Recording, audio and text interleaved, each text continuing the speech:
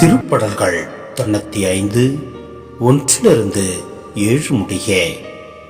வாருங்கள், ஆண்டவரை புகழ்ந்து பாடுங்கள்.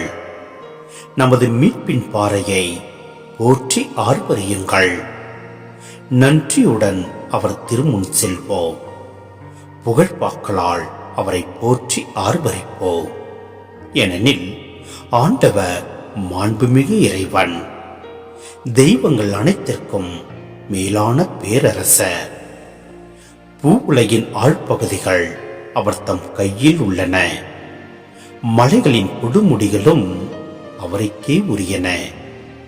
கடலும் அவருடையதே, அவரே அதை படைத்தார்.